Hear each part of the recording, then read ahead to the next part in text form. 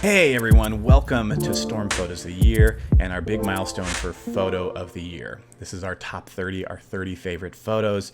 We're just so pumped to talk about them, critique them, talk about the editing and composition and just some of the incredible images we saw this year. As with Photographer of the Year, Linda and Mike, our two amazing judges, are not around to do this. So just myself and Nick were able to do this critique video. Mike and Linda are just having amazing adventures right now, and Nick and I are sitting around at home, so we got to do this. We're real excited about it. We definitely talk a lot about these photos, and it's a little long. Hopefully it'll be fun to listen to, and hopefully you enjoy these incredible images as much as we did. If you are a top 30 selection, congratulations. We thank you all who entered supporting this contest, especially in our first year. It means so much to us. The images were incredible, and we just really, really appreciate your support. So without further ado, let's jump right into the critique video. Top 30. So the previous one we did the Photographer of the Year and went over those. So here we have the top 30 selections that we narrowed down from 350-ish entries. And I mean, they were all pretty great. Some of these in the top 30 are amazing. So we're real excited to get started talking about them. Once again, Nick and I are here, and Linda and Mike are traveling and seeing volcanoes and amazing things in South America. So bear with us and let us try to talk about these and share our thoughts. And then hopefully we'll get the other two in for our finalist critique video. Yeah, and the goal is to keep this video under 3 hours long because this is our third time recording one of these videos, and we find ourselves just continuously wanting to keep talking and building on what each other said. So we're going to try to keep these a little bit more brief because, you know, the better an image is, the more you want to talk about it. So we're going to try to keep it brief, keeping in mind that 10 of these, a third of these, we're going to be talking about again. So yeah, we're going to try to keep it kind of brief. Well, let's jump right in to the first one here, which is already freaking great. So kind of starting off with a bang here. I mean, this is the Minnesota tornado that we've seen photos of before already in our Photographer of the Year. This wasn't in there, so this is the same tornado, but different person. I mean, quickly, you know, these are one of these shots where if we complained about composition or anything, it wouldn't matter because this tornado looks like a quarter mile away, maybe. Yeah. And what I really like about it when I zoom into it is unbelievably sharp. And the amount of debris in the air is just incredible. And the trees bending over.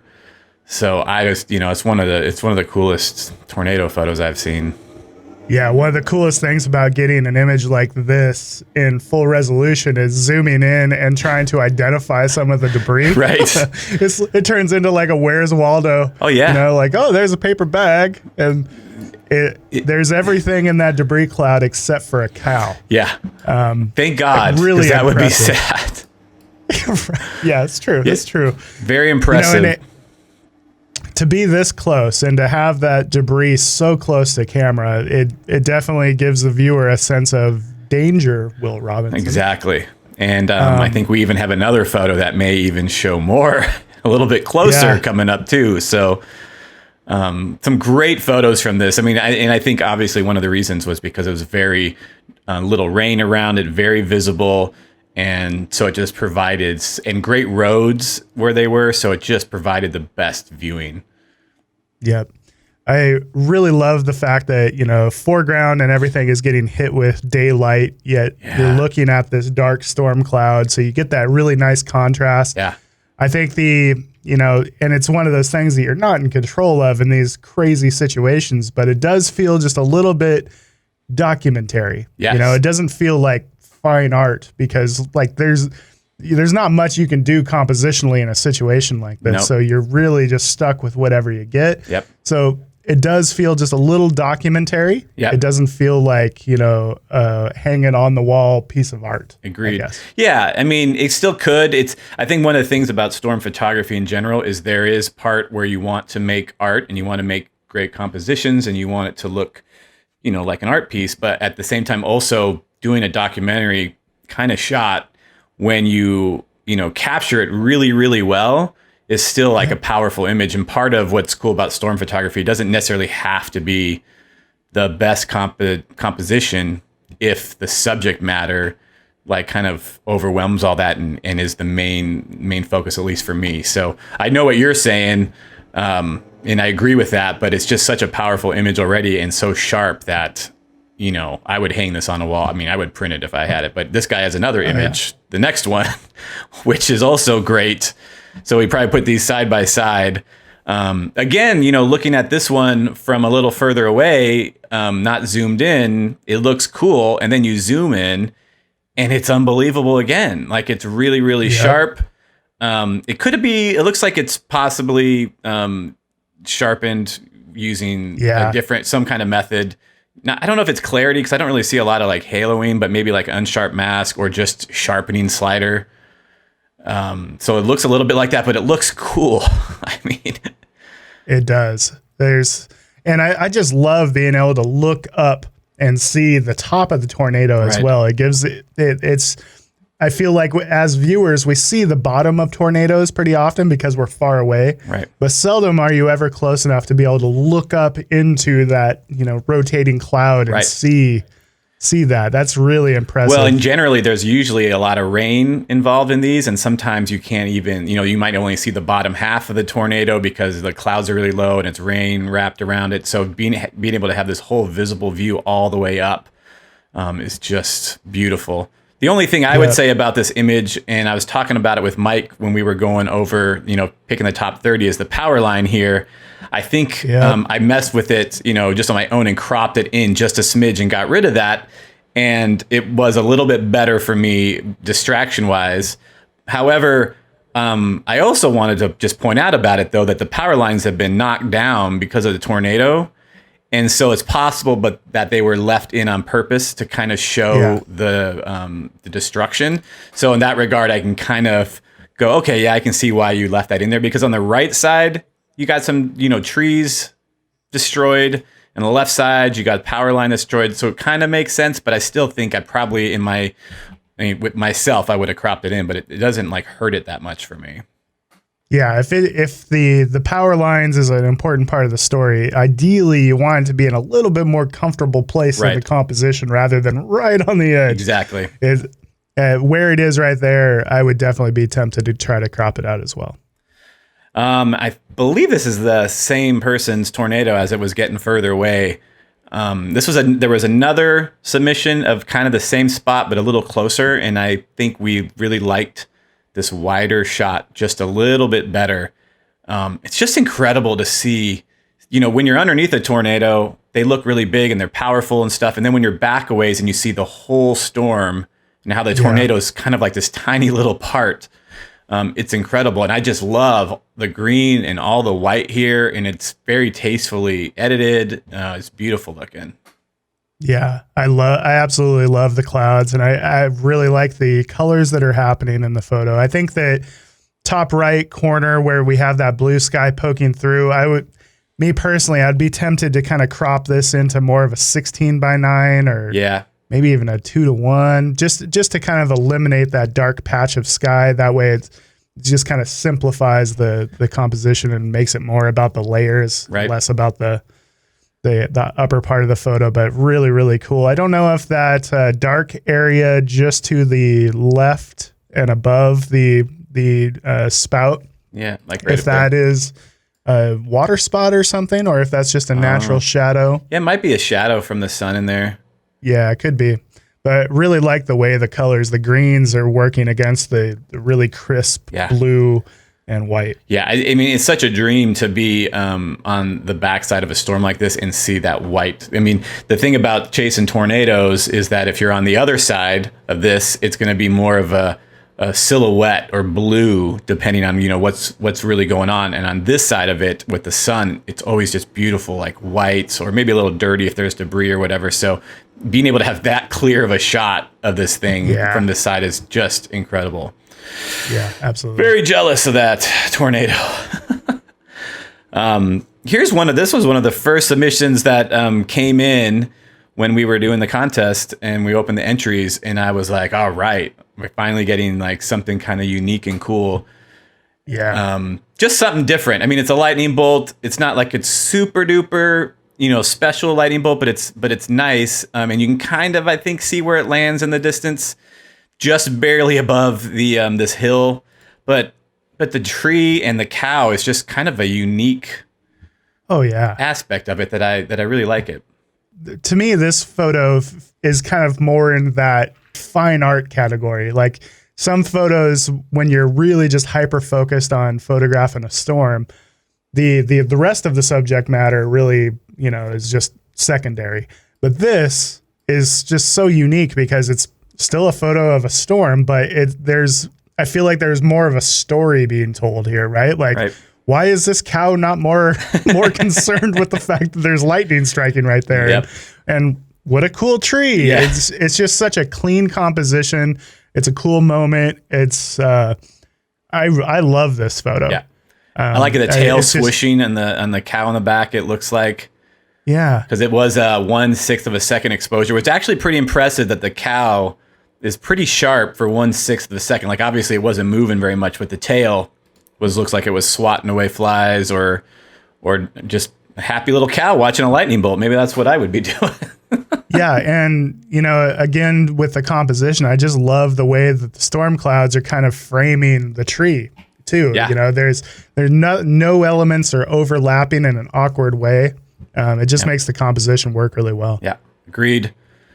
Another great lightning photo. I think we had talked about this one. It does feel a little bit maybe on the more saturated side, but I freaking love it anyway. It's got like some kind of, I don't know, Wizard of Oz, like, I don't know. I'm thinking like when you go from the black and white to the color and it's just like a magical world.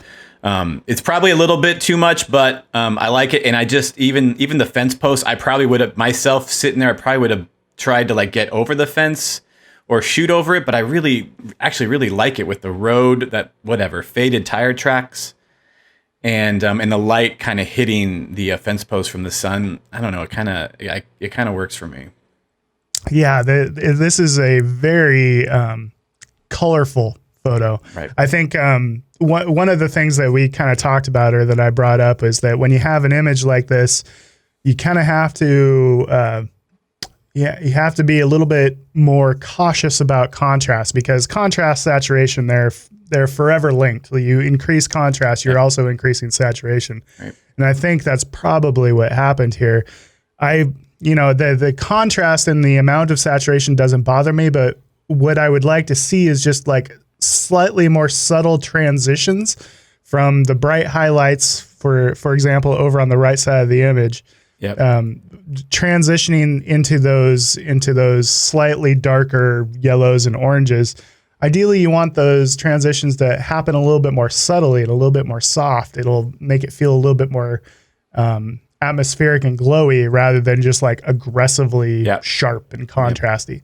And I hear what you're saying about the fence posts. They're a pretty important part of this composition because they're taking up, what's close to camera. Yep. So just setting up to where you're more strategically placing, especially that first fence post that's being cropped off just that little bit. If you would just maybe scoot back and scoot to the right, just so you can see the bottom of it, it would feel a little bit more comfortable compositionally, I think. Yeah, and I think we also had talked about looking at this, that maybe like and this is really tiny, nitpicky, but like the trees, maybe bring up the shadows a smidge on that, and just have a little bit more detail in there so they don't just look like they're totally black. Because sometimes that's what happens when you're adding contrast and doing a lot of work to an image. You kind of pay attention to a lot of things, but sometimes those little shadow areas get forgotten. And you kind of need to go back in there and even just brush a little bit of detail and light back into them. Yeah, agreed. This is an awesome pano, and I forget where it was from, but really cool, like storm, and maybe it's just because I'm in America and I don't see this stuff very much, but some of these old houses from Europe on the right and these tall like evergreen trees are kind of cool with this road, but just cool colors. I feel like there's maybe like this slight fade. And lifting of the blacks. Yeah, lifting of the blacks. Film effect. Yeah, I kind of dig it. It's just kind of a nice effect. I love what the panorama is doing for that storm structure. It kind of gives it this, I think we mentioned this in the last video, that Flight of the Navigator UFO shape. Exactly, yeah. I like that shape. It has that kind of upper eyelid look. One of the things that I always struggle with, and you see it in my panoramas as well, is that oftentimes when you're photographing a panorama, you end up with either areas that you wish you would have included or areas that you wish you would have excluded from the composition. So, the road way off to the right of the panorama, I would either like it to be more central in the composition or not in the composition at all. It's just so far off to the edge that it's like, it is an added little bit of eye candy, but it's so far off to the edge that it's awkward.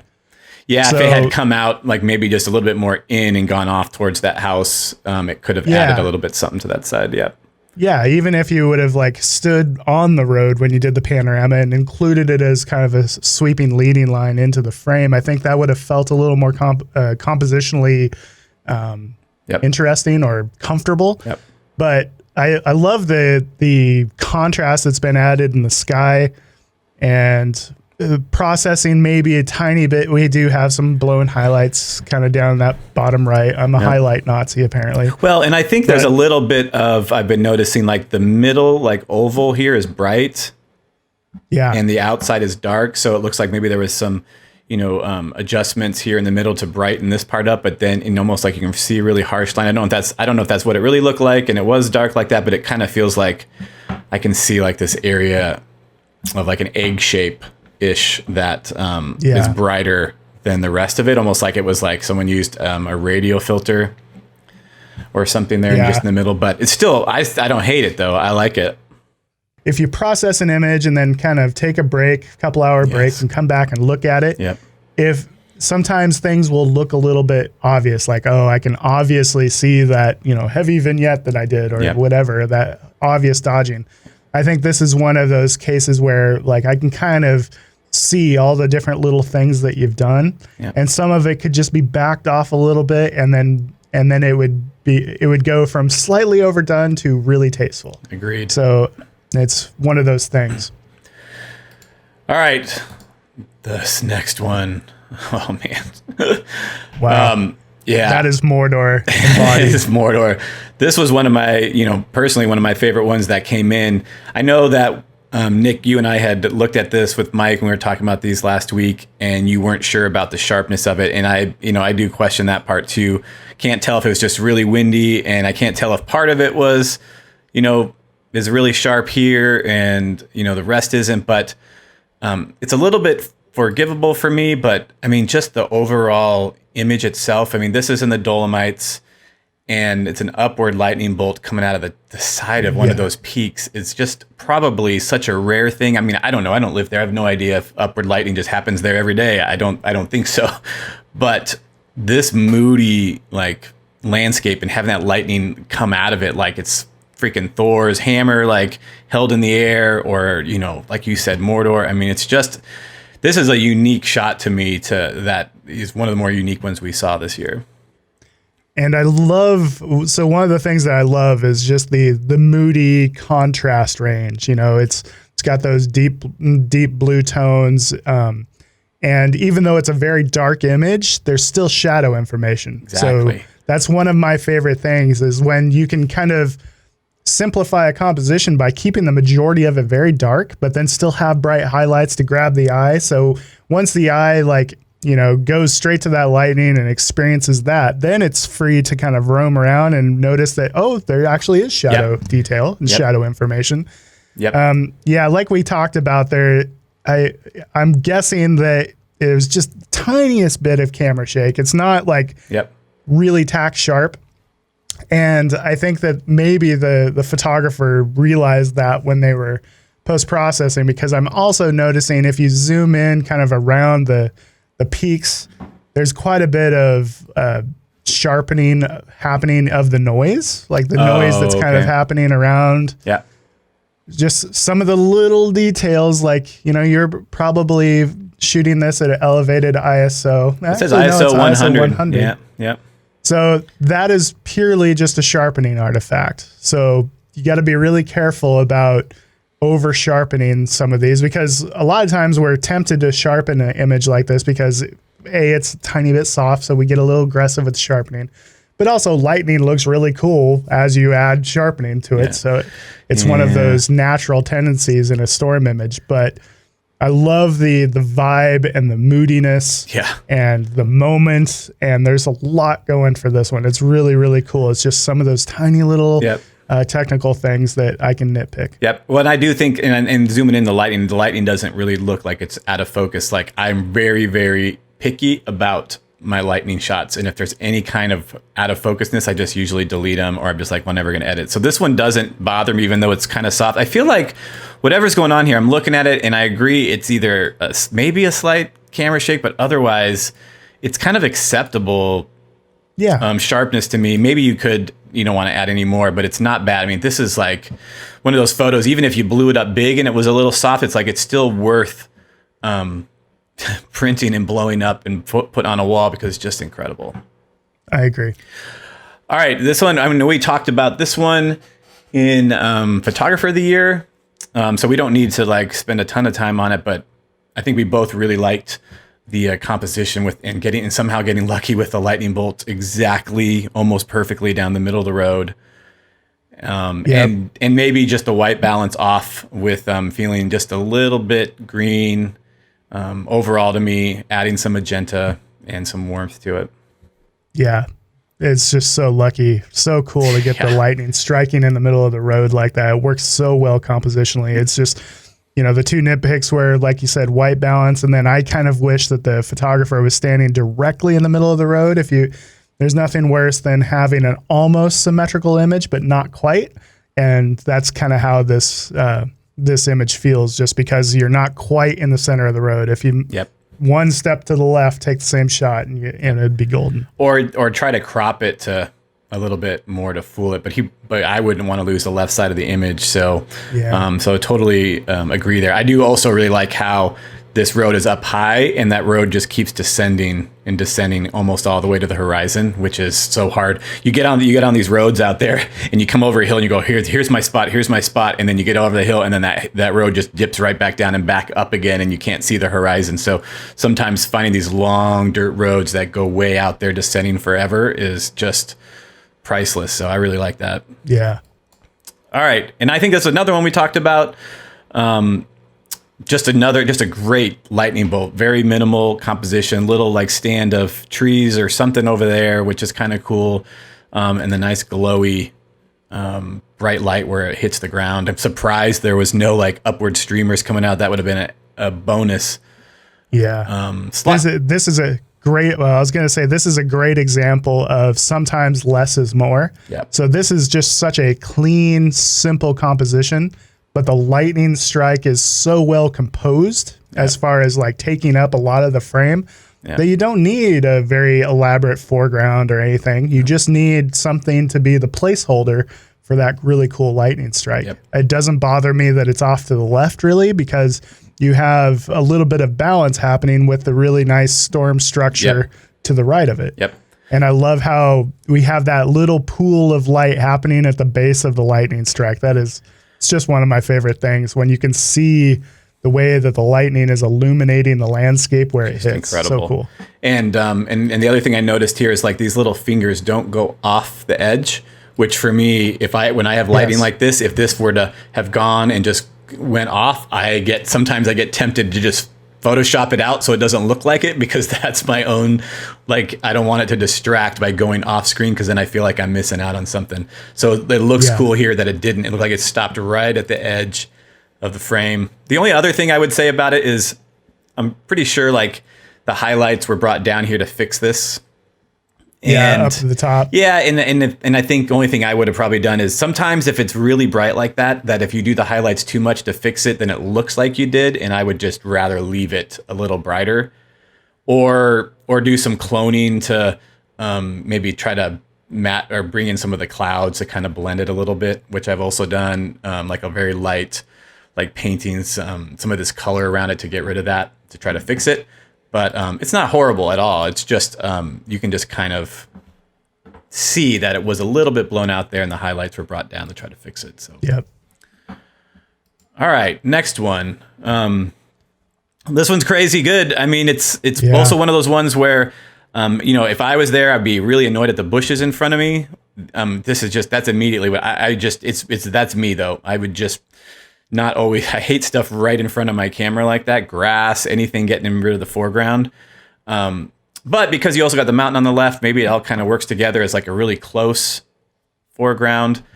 But I just really like how photographer balanced the bridge. I mean, it's you probably could have cropped it a little bit to make it really perfectly even, but then you lose a little bit of the left side of this bolt. But I love that bridge over there and the lightning bolt behind it, which is scale because, I mean, I guess I can't zoom in much more, but it looks like there's a truck on that bridge. And so a real nice sense of scale with this just incredibly towering lightning strike. I mean, he's only getting the bottom like half of it or a third of it probably, considering like, how high up they can start. Yeah. When you look at this image, I can't help but think that, the person driving across that bridge must have been pretty startled because that lightning looks quite close to the bridge. I love the compression that happens in these telephoto lightning photos. And I love the graphic nature of that bridge kind of framing the bottom piece. I totally agree with being frustrated with those bushes, but there's sometimes you just can't do anything other than that. Yeah. And I 100% agree with the fact that because of how uniform those bridge pillars are, it's one of those things where you kind of have to get it perfect in the composition. Otherwise, the eye can sense that, for example, the right side is just a tiny bit lower than the left side. Yep. So you gotta spend a little bit of time with the crop tool and get that perfectly straight and perfectly level. Yeah, you could level it and crop it in just a smidge to about right here to even out the bridge. You might lose a little bit of this, but this main area of the bolt anyway is really the star of it. So if you I mean, you already got some filaments going off camera, so if you cut it off a little bit, but it's still awesome, and I would have been happy with getting something like this last year for sure. Oh, yeah, absolutely. Especially this one. Oh my gosh! So this is just an incredible lightning strike. New York. I mean, splitting the Freedom Tower here, and I guess I'm trying to say it's 4:20 p.m. So it's probably just really dark from a storm. So it's late afternoon, which getting a daytime bolt like this. I mean, seeing half the city here like disappearing in the rain. Yeah, is so cool. Very cool. But the big thing about this image is these upward streamers coming out of the water where it strikes, which is just so incredibly rare to capture. And then this is just such great detail. And to me, it looks just sharp, all the way through. I'm kind of like just jealous looking at it and wanting, shots like this. I mean, to get a shot, splitting those Freedom Towers like that, it's pretty incredible. Yeah. And it was shot at 32 millimeters, which is, I mean, that is really wide to have the lightning that close. That's like, lightning happening at the same time as the thunder kind of closeness. And that's frightening. Very frightening. And just like we're talking about the last one, we were only seeing like the bottom third or half of it. Yeah. This one, we probably are still only seeing the bottom like third of it. There's just so much more above it that you didn't. And it's not because they were shooting telephoto. No. It's because it was just so close. Like that person's hair had to be standing on end. So, a couple little things, and I'm sorry to nitpick anything like this that is so incredible, but couple little things is that, first of all, horizon line, tiny bit low on the left side, tiny bit high on the right side. Also, when you have man-made structures like these buildings, like for example, the buildings on the left, you see how they're kind of tilted in because we're tilted up. You know, it's worth going in and leveling the horizon line, doing a little bit of correction to get those buildings to stand straight up, and then get those little details nailed in something like this. That way, they don't become any kind of distraction for people looking at it. Right. And such an incredible moment. And there are a couple, like here's a either rain spot or something right there, and I noticed a couple other little dust spots here, just a couple, and another one there. Those are just the little details that you have to, whenever you are done with an image and you're about ready to like export it, instead open up again and just zoom in and just pan around and look for stuff just for like a while. Yeah, it's so easy to be so excited about an image like this that like obviously you can post it as is and people are just, the jaws are dropping. It's amazing. That's what I did. Right. But when you have an image this special, you really need to like slow down, go over it with a fine-tooth comb and find those little things, little things like sensor dust. People are going to notice, and an image this special is worth spending that extra time on. You don't have to spend the extra time on, the average photos of the night. But when you get a special one, that's the one that you want to spend an hour on, going through all those little things. That way you're 100% confident that there's no flaws and it's done well. It represents, the best that you can do, because it's worth it. This is a once in a lifetime image. Yeah, it's fantastic. I remember seeing it across my timeline on Twitter or something last year and was just floored. So, all right. So here's another one. When we had a few submissions to this one, I think we talked about a wide angle shot of this one in Photographer of the Year. So this was just another person, obviously in the same place. Just a beautiful shot, man. I mean, you get a positive strike coming out. Well, and people might not say it's positive, but a clear air bolt coming out the top, and those are almost my favorite kind of lightning strikes. Yeah, and there's just so much structure there to appreciate, and like we mentioned in the last video, I love anytime when you can get stars and a lightning bolt in the same image. Yep, and it's challenging to do because it's such a high dynamic range scene. That sky is very dark and the bolt is very, very bright. So really good processing on this. I think compositionally, the only thing that I would recommend is that maybe we don't need that much water. I don't think that the water adds that much. And I also don't think that too much of that sky on the top part of the frame adds that much. It would be kind of nice as like a 2-to-1 aspect ratio, printed huge on a wall. I think it would be really impactful. Agreed. Yeah, that's beautiful. All right, and so here's another one. This one I always regret because I was there, but I was behind the storm, and we chose a different road. And apparently, if we would have stayed going north, we would have been with this view. So that happens to a lot of images I saw this year. But this just a beautiful storm. It feels a little bit green to me again. The white balance. I know that these storms can be, of course, green and all that, but it just overall, I think it needs a little bit of magenta added to it to kind of fix that. Yeah, really love the structure. I compositionally, I wish that the lightning bolt was a little bit more comfortable in the frame. It's definitely leading out that right side. Yeah. It is balanced pretty well with the storm cloud. The eye is always going to go to those brightest highlights. Well, and it's one of those funny things about lightning is you sit there and like, this is a great shot. That bolt is awesome. And I would still be a person that would complain kind of like the same thing. Well, why didn't it like strike more in the middle? And why does it look like it's bending over, but it's like, it's one of those things you can't do anything about it. It's just nature. But it's an awesome strike. The one thing I noticed is, I'm not sure exactly if they were using a lightning trigger or anything to capture this, but they're at f5.6. And it's kind of during the day still. And for something like this, I would definitely at least be at like f8 to f16 to even get a slower shutter speed. because they're at 1/80th of a second, and if you would have gone, so they had to have been using a trigger of some kind to get an 1/80th of a second. Yeah, well, yeah, you could do that, or if you're just sitting there rapid firing or doing a time. I mean, I catch a lot of bolts just doing time lapse, where it's just every second, and I still catch them. So he may have been doing that. He or her, I don't know. Oh, it's Ted. So he may have been doing that, but definitely I would have been at f8 because that lightning is a little bit bright, a little blown out, and I think if you were at f8 to like f16, it wouldn't have been so blown out there.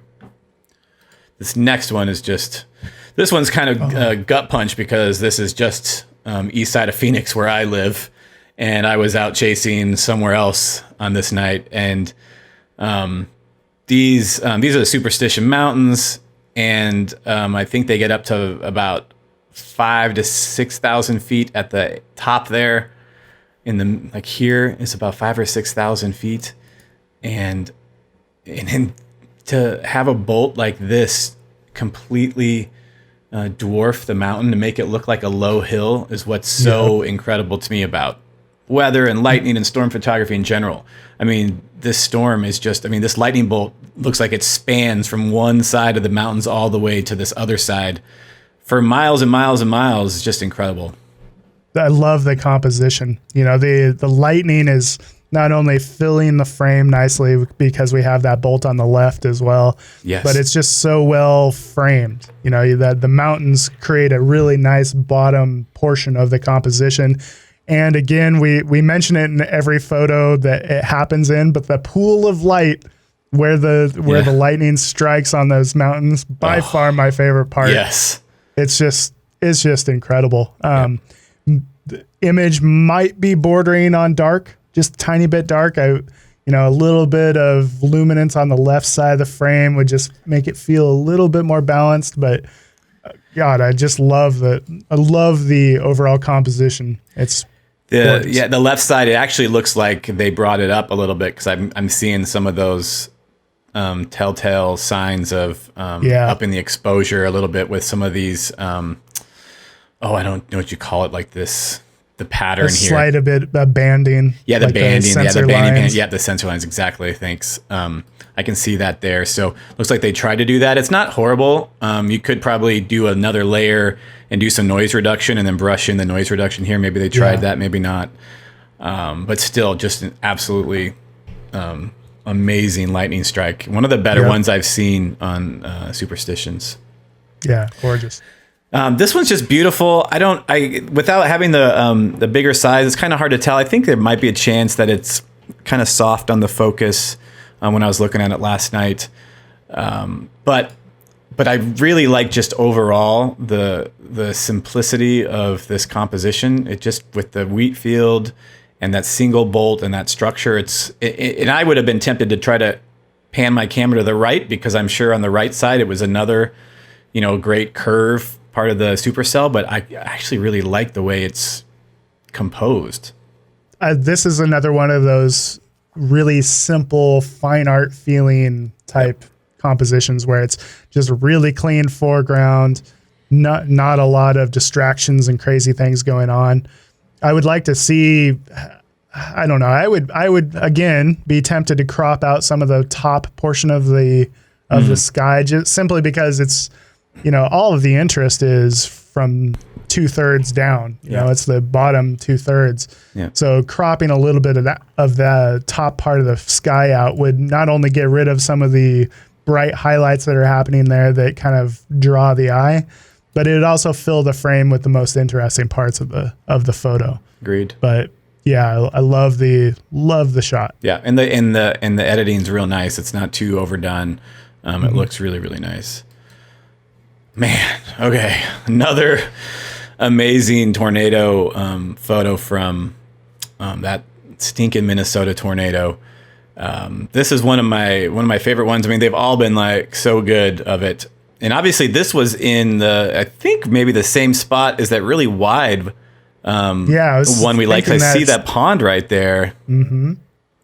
But you got this dark dust, cloud and debris around the tornado, and then a rainbow coming in. I mean, I've actually seen a few rainbow tornado shots now, but they're just so rare and so hard to get. This is just Really, really well done. Yeah, what a moment. And I love the simplicity of the foreground.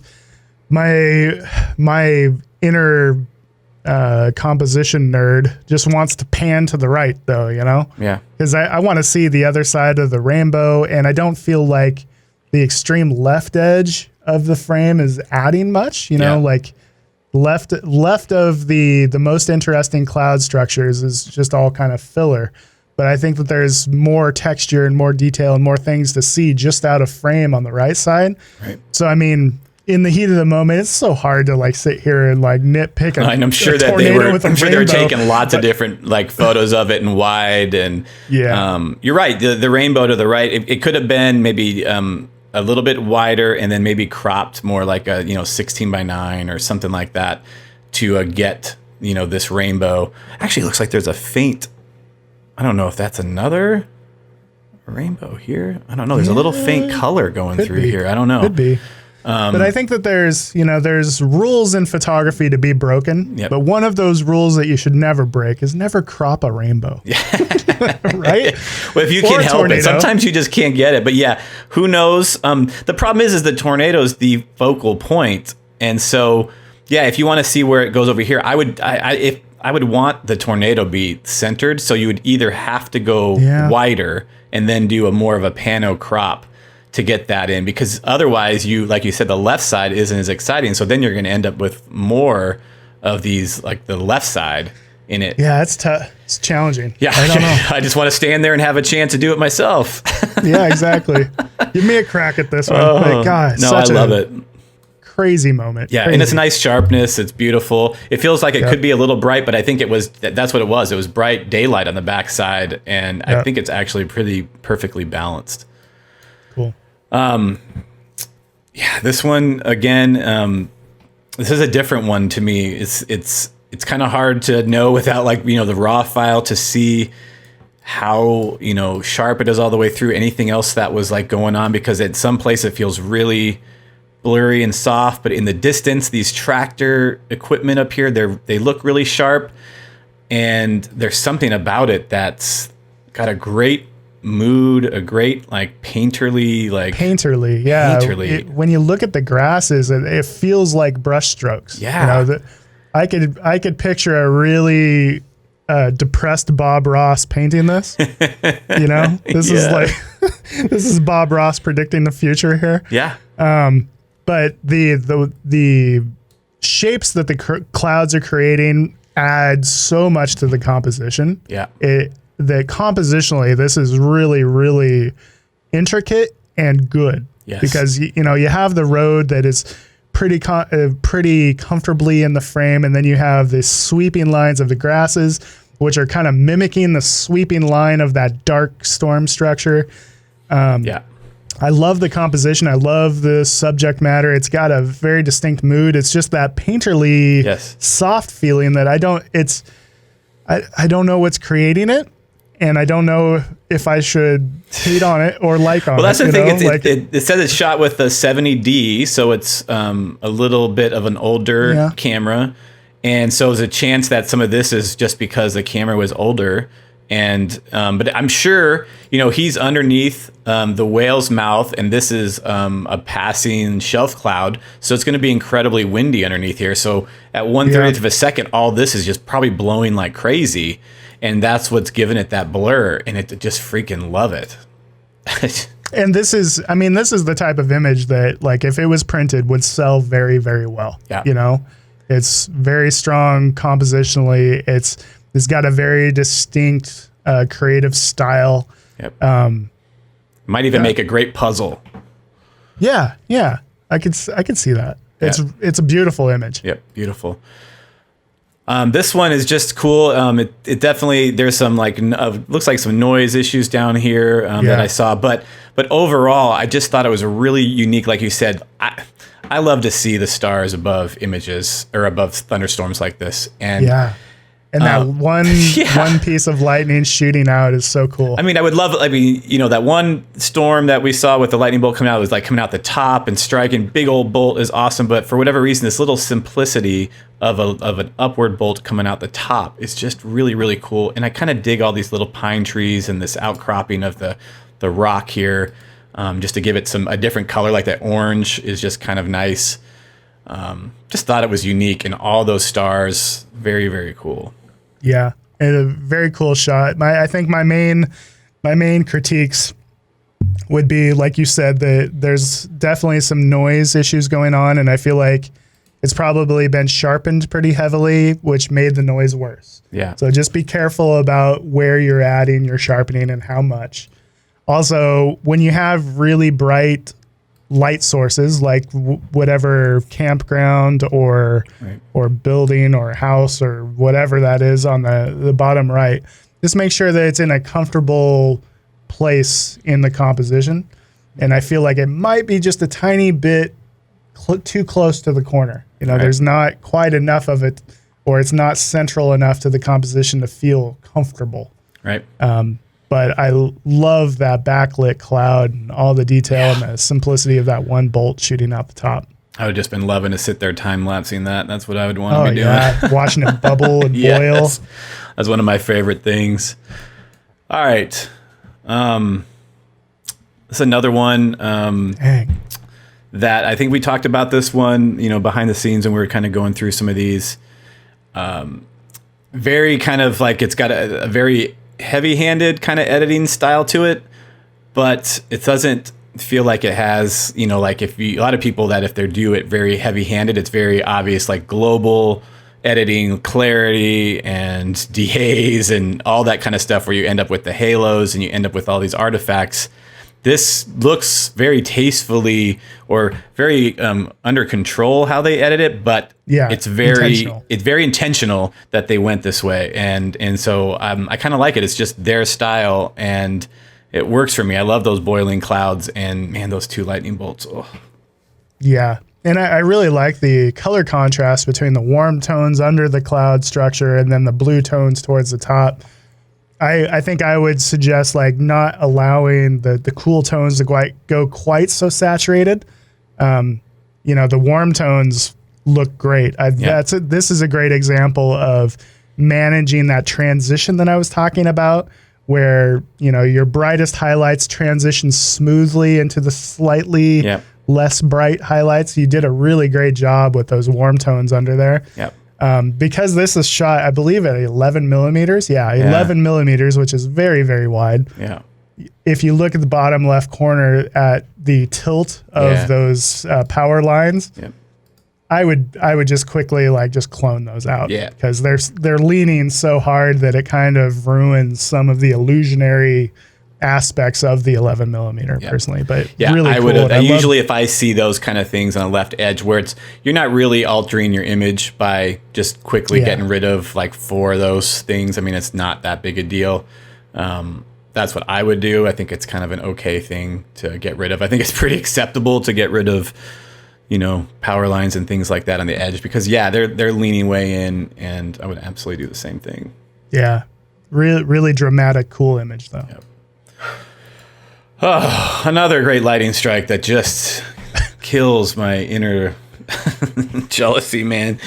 Oh, all these, next year is like my whole goal is to this year to just find really cool up high places, and I apparently just risk my life for epic lightning hitting sides of mountains and stuff. Wear your tinfoil hat. Yeah. Nice tinfoil hat will protect you again. Just so you have to be so brave to stand on a mountaintop during a lightning storm coming over the top of you. You either need to be brave or just not have a lot to live for. And so obviously the moment is incredible. Being able to see the pool of light again where it's striking, being able to see exactly where it's striking, incredible. One of the things that I like about this image that's kind of in contrast to some of the images that we've seen is like the subtle amount of saturation, because when you have an image that is more about the contrast or the textures, we have very bright highlights with the lightning, very dark shadows with the clouds and the layers in the mountains. it doesn't really require a lot of saturation to still be impactful. Right. And in fact, sometimes that saturation can take away from, the impact of that contrast. They've managed the saturation really well in this shot. Yeah. One thing I will say is that there's several different avenues in this image for the eye to kind of escape from the frame. It kind of wants to shoot out the top because it just follows the lightning bolts. And it also, we have the kind of bright grasses in the bottom left corner that is drawing the eye as well. Yeah. So maybe managing some of that just with a little bit of like highlight recovery in the top and in the bottom would kind of help the eye go towards where we want it to go, which would be where the lightning is striking, but still. I'll tell you, the first thing I saw was where the lightning struck. That's the first thing I saw. This is another one of those ones where we're only seeing, like the bottom half of the strike. I mean, and this was shot, it says 20 millimeters. So, Jeez, good God, man. That's impressive. Oh, it's just a wonderful, oh, man, the next shot, dude. Oh, wow. Holy cow. Yeah. Oh. So we were talking earlier about that one shot with all the debris, and this debris is literally in the face of the photographer hitting him at the time, I believe, that he's shooting this. This is, one of the best tornado photos I've ever seen. It's literally a photo from the inside of a tornado. Yeah, basically. You're inside the debris field. Yeah. It's the processing is really interesting on this. Because, you had to do quite a bit to make sure that you can see all that debris. And they did a great job with that. Yeah. I think that, I don't know, maybe some of this is a case of maybe the saturation wasn't really needed, as far as like the level of the saturation, because the tornado and the debris, it's enough. Like it's amazing. It's incredible. But by having a slightly higher level of saturation, it makes the eye kind of notice the sky and maybe notice the grass a bit more than they would have normally. But the moment and the image and the composition, everything is incredible enough on its own to not need that saturation help. It's incredible. I'm sure that they did do that, but I know that having been into like South Dakota and Minnesota and Iowa, there are like sometimes fields that just look so green that you're like, wait a second, so that probably did add a little saturation, but I don't think it's that far off. But what's amazing is this black or this brown line at the bottom here is the trail of the tornado crossing in front of you and then curving off this way down this road. Which is pretty amazing to get that scar right there. And just like the other ones that we've seen of this tornado, no rain around it, able to be right underneath it and have this blue like sky and sun shining on it. It's astounding. I know like if this was probably my picture, I mean, I would have probably taken out this bush here, and maybe I wouldn't have. It doesn't matter. This is one of those things that we talked about with documenting these storms where it's a documentary kind of shot. You're just shooting it right there because you don't have time to find, hey, I'm going to find this most perfect composition that I possibly can. Like, no, this is like an intense situation. And so it doesn't matter. Like this, just looking up into the tornado. This was shot, by the way, with like a 14 millimeter lens. I kind of know that. So 14 millimeter lens means that this person was basically, the top of that tornado was directly above them, basically. If you look straight up, that's what you would see. So it looks like in this camera, because it's so wide, that it's kind of off and bending upwards. And it was, I'm sure, but it was still very much straight up. And so it's tack sharp all the way through. It's just amazing. This is also from the same photographer. I'm assuming I think a little bit later. Look at the time, so the times don't change. But this is just, with the road and the rainbow again. Hey, you got your full rainbow on this one, Nick. Jeez. This is crazy. And as much as like the debris of the previous image was really the story there, for some reason, this one is more comfortable to look at, like compositionally. it's less hectic, right? And I think the previous image is all about like just the chaos of the debris flying around, and it had a very kind of elaborate foreground with a road and buildings and all of that. This one has been simplified a lot. Yep. And I prefer this one probably over the previous one, just because, I mean, you've got a rainbow and an incredible debris field, and you get to see up into where the tornado is emanating from the sky. It's just 100% incredible. Just not fair. It's just not fair. And the rainbow is like, the tornado's at the end of the rainbow, which is just like an amazing, like, juxtaposition to what usually like pot of gold at the end of the rainbow. Nope, here's a tornado instead. The only compositional thing that I can say is the blue sky bothers me, and I'm sorry that I hate on blue sky patches, but yeah, you got a real thing for that. I know, but like it would be so comfortable if it was just perfect clouds all the way across the frame, rather than having that one patch of blue. I like the blue sky, I think, because it shows how, like, because usually if you're looking at these tornadoes, there's just nothing but like a lot of, it's usually rain and murky and all that. So this is just so, I mean, you got the rainbow, you got the sunlight, and you got blue sky above it, which is just another like juxtaposition to all this chaos and destruction, and yet the sun is shining, there's a rainbow, there's blue sky above it. I can see your side of it, and part of me is like, I kind of like sometimes you see the whole storm as well, which is just, but it's just amazing. I mean, I don't know how you do it. I mean, you got a road going down the middle, and it fades off into the rain and the rainbow going right over the road, and I just... the only things that are missing are a unicorn, Sasquatch, and maybe a UFO. And maybe Bill Paxton standing there down the side of the road from Twister, just looking up at it. Exactly.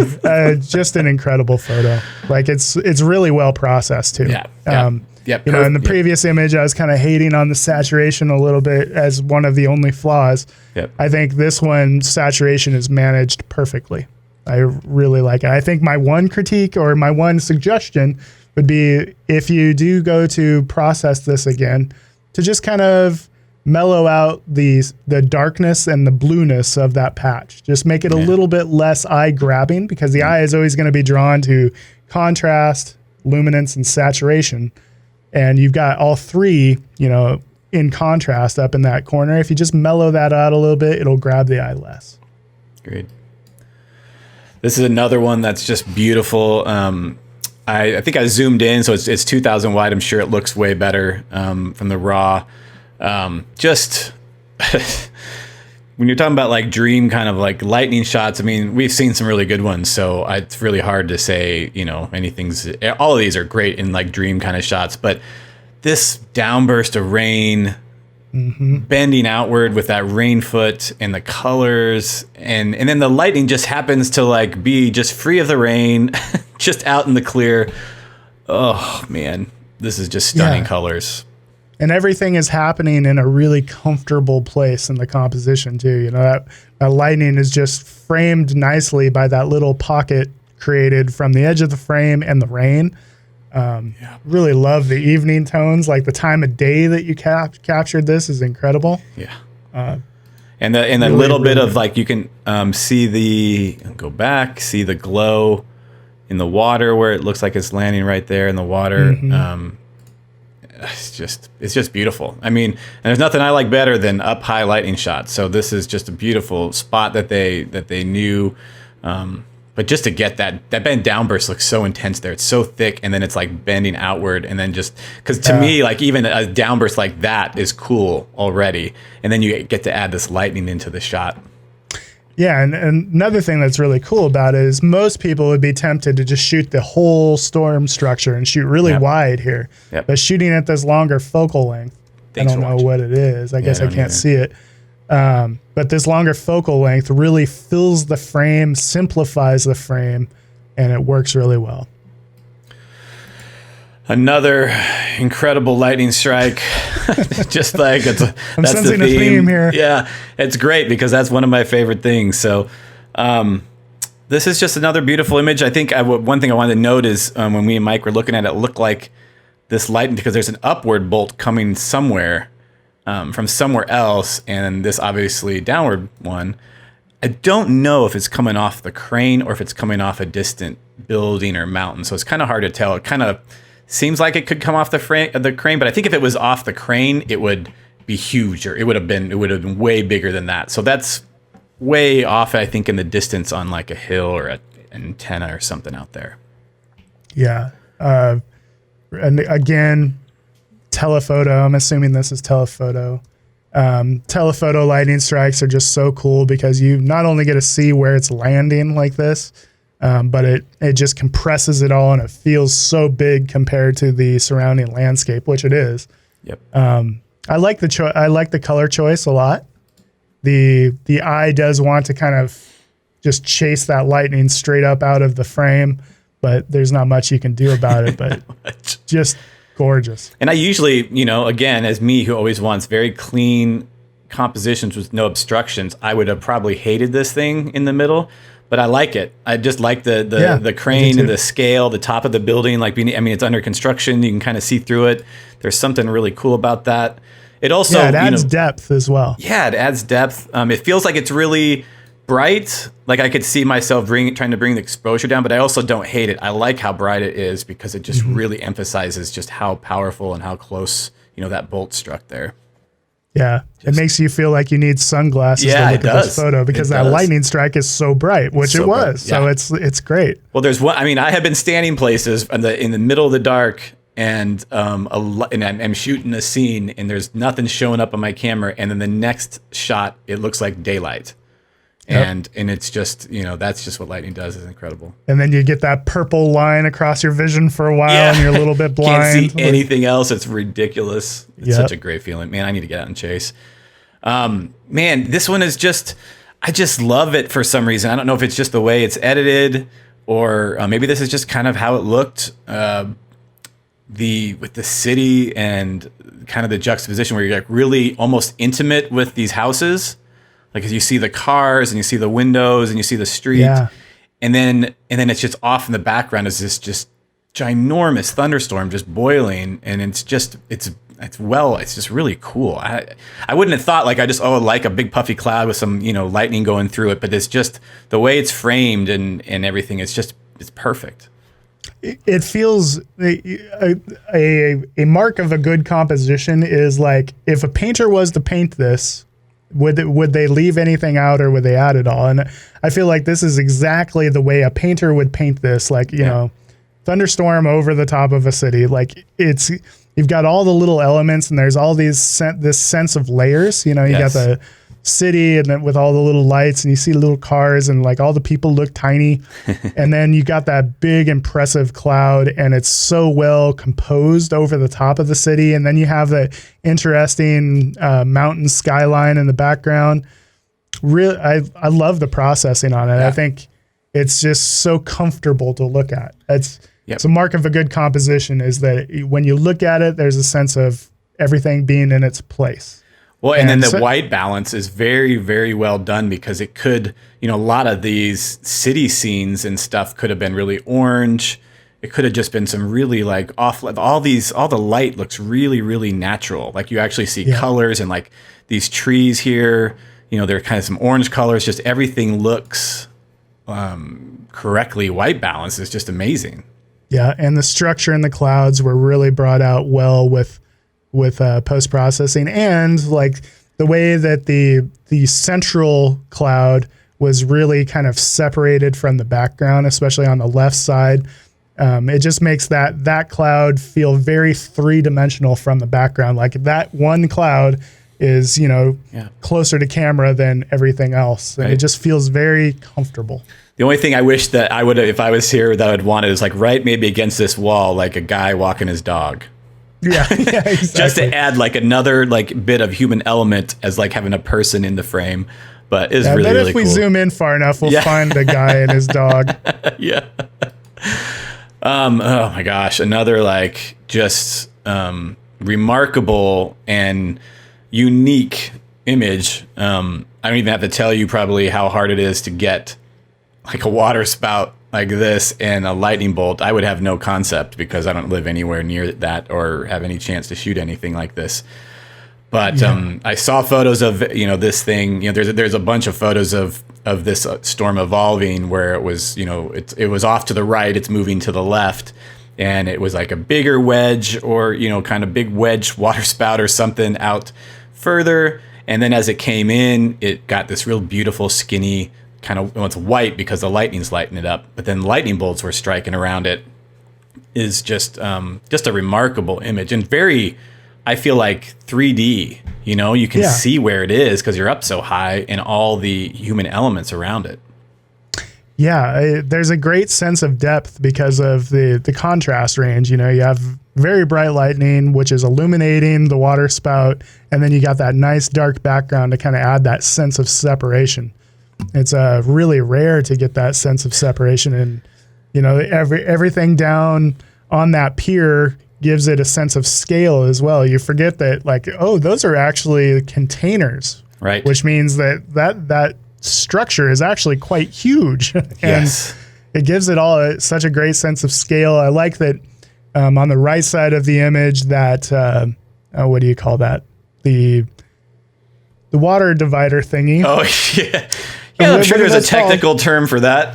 Oh, yeah, there is. It's I'll think of it right afterwards. Yeah. But anyways, that pier is not being cropped off, which makes it feel very contained. It's a very balanced image. It's really well done. And I think actually with the scale, like you're saying, those cargo containers, you can see how big this tornado is. And the base of those clouds are so low to the ground. Yeah. Because that tornado actually looks like a mini tornado because it's not, or water spout, I should say before someone yells at me, but that water spout looks so short. It's just like 1,000 feet maybe or whatever. Right. I can't even gauge that height, but most tornadoes are going to be a way taller than that. So this just totally like lets you see how high this was and where it is. It's corralled inside that little inlet, little water thing there.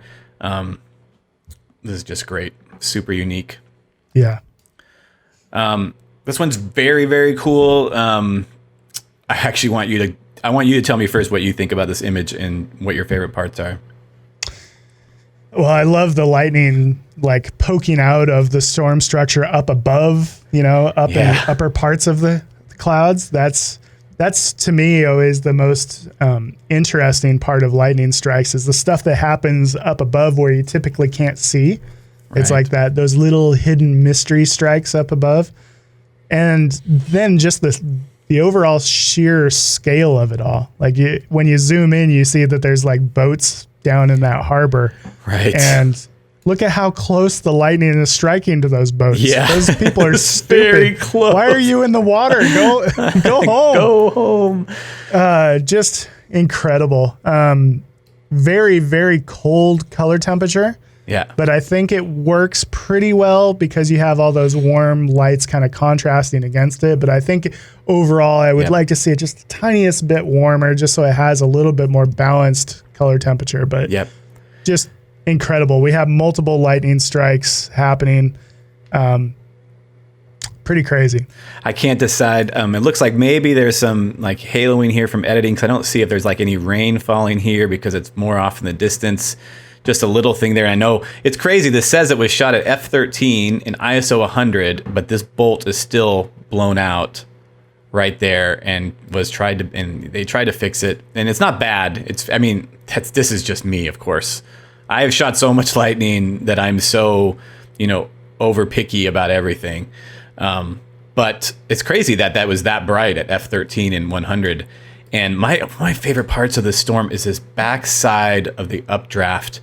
And I don't know if it was an artifact of the editing or just where the lightning was and create the shadows, but it's almost like it's just standing away from this background. And I can't decide. It looks like maybe those are stars back there.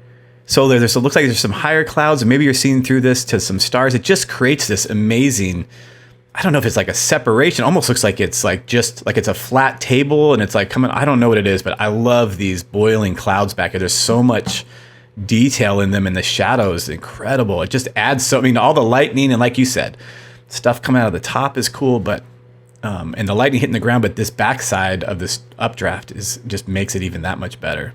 Yeah, really, really cool. All right, 3 more to go.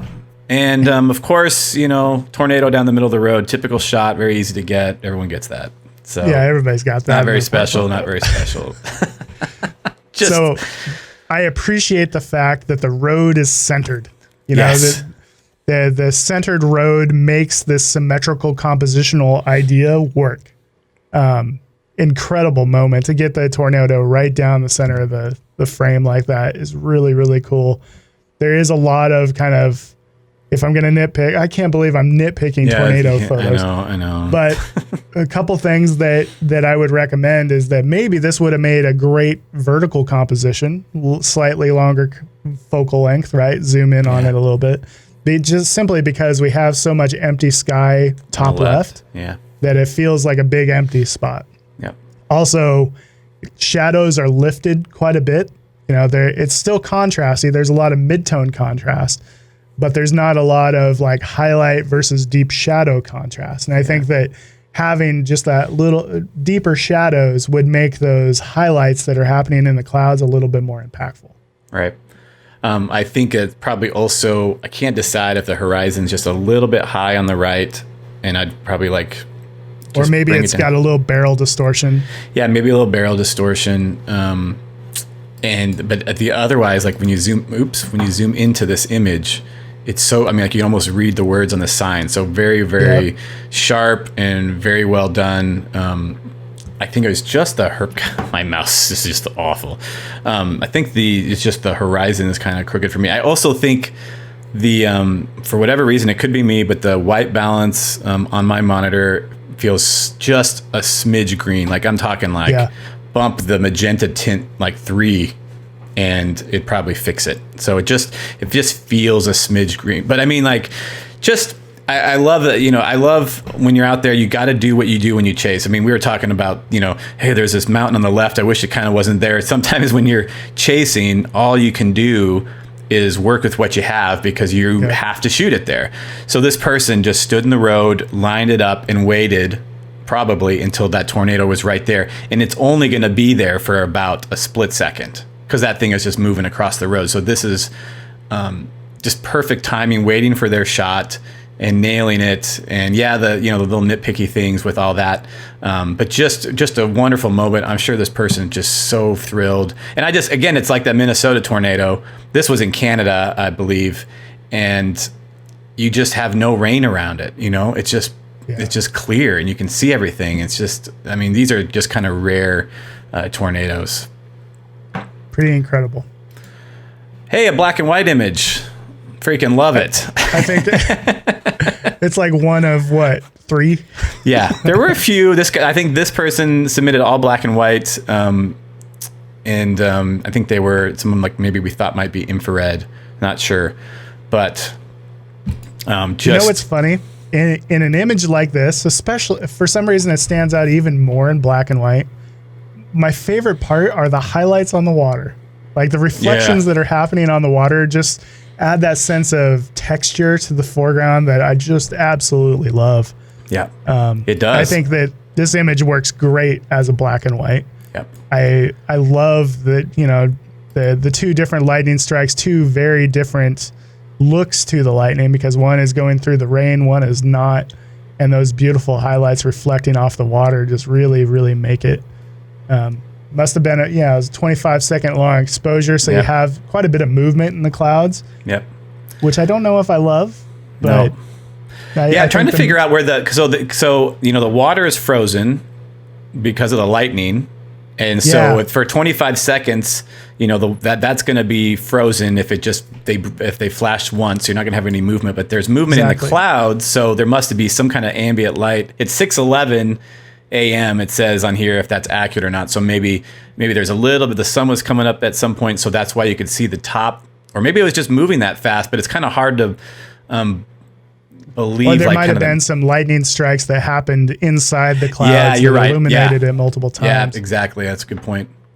Only other negative I saw was there's a little noise issues right here, and I'm not sure if that was just maybe there was noise reduction done and missed this spot. But yeah. But I kind of like the frozen. It's one of those images that you kind of have to reflect on to figure out how you feel about it, because it's so interesting to have frozen crisp water and then movement in the clouds. Right. It's like the opposite of what you typically have. Yep. And I kind of like it. Yeah. It's one of those things that I feel like it grows on me the longer I look at it. But I do see exactly what you're talking about. It looks like they tried to dodge out some of the rain sheets on the left side of the image. Yeah. And in doing so, they brought out a lot of sharpening artifact and noise. Right. So, and I feel like the sharpening artifacts are a recurring theme from the images that were submitted. So many people are just adding sharpening to the whole image rather than either masking some out if you're using Lightroom, or at least just adding it locally just to the parts of the image that actually need sharpening. Yep. Agreed. All right, last one. And I was standing real close to this person. So just, I think possibly it could be edited a little bit more. And I don't know if it's just kind of I'm zoomed in. So I think it probably looked worse there because it's only 2000 wide. But just a lovely composition. I feel like it probably is under saturated. Maybe, I don't know if it's under edited, but I feel like it needs a little bit more something. Maybe, I don't know if I wouldn't want to go push like saturation. I'd probably do vibrance. Of course, I don't ever touch saturation, but it feels kind of slightly under edited in some places, but like the underneath of the clouds are already really dark and there's a lot of texture here. So it's not like it's under edited either. But I just love the composition and how it's all kind of leading to the left. Yeah, it's a very swoopy composition. I guess that's the term. It looks like a giant, I don't know, monster in the sky to me. Yep. It looks like a giant snake alien. Yeah. I guess but doesn't it look like some kind of invasion of the giant snake alien that's going to destroy the world? It totally does. And that's what's so fun about these things when you're standing there, that they always look like something like coming out of like a movie or Independence Day. But yeah, I just love this. I just love the field and the grass and very simple composition. Clean, and simple foreground. Yeah. Yeah, I really like I actually think the foreground's edited perfectly. It's the top that feels like it's lacking, I think, just a little bit of color. Just feels a little bit dull. It feels like the shadows have almost been lifted in some of those areas rather than deepened in the storm structure. Yeah. Like at least the top part of this shelf. Yeah. Also, like some of the other images that we've had come through, quite a bit of grain and noise in that sky. Yeah. Or at least we're only looking at a 2000 wide pixel, but I would like to see like more selective sharpening, so you're not emphasizing noise, you're only emphasizing details. And I would also like to see just a little bit deeper shadows in that storm structure. Yep. Bring the shadows down, but extend the highlights and the whites up a little bit to increase the contrast. And sometimes that noise is also just a product of, and I've done it because I have, if you're in a darker, you're chasing storms, it's darker, you up your ISO, 800 to 1000 to hand hold your camera instead of using a tripod and just take some quick shots. And that's just always going to lead to a little extra noise that you don't necessarily want, but is going to show up. But you can always work with that. Yep, like if you shoot at that higher ISO, go in and do a little bit of local noise reduction, just getting rid of it in the parts of the image that it's noticeable. That's right. But really cool moment, storm cloud, clean composition. Agreed. Well, that was it. That was the top 30. If you made the top 30, congratulations. Those were, and we kept it under 3 hours. I can't believe it. We still did an hour 22. I thought we were gonna be done in 45 minutes or an hour, but we just talked too much. These images are too cool. It doesn't feel right to just skip past like, oh, here's another tornado shot, whatever. Another tornado with a rainbow. I guess we'll just skip past it. We've seen it already. I mean, these images are so fun for us to look at and us to talk about and critique. So that's probably why we end up just talking so much about them. So, but that was cool. Hope you guys enjoyed that. And we will be back with the finalists in like a week. Awesome. Looking forward to it. We'll see you in the next one. I hope you enjoyed that. Thank you for watching. Thanks for supporting the contest once again. Please subscribe to our channel. Go to the website, stormphotocontest.com, and subscribe to our mailing list so that you can be updated when the contest launches again and for the next couple videos that come out in a week from now. We will be, of course, posting our top 10 finalists in about a week. So appreciate y'all. Thank you for your support, and we'll see you again.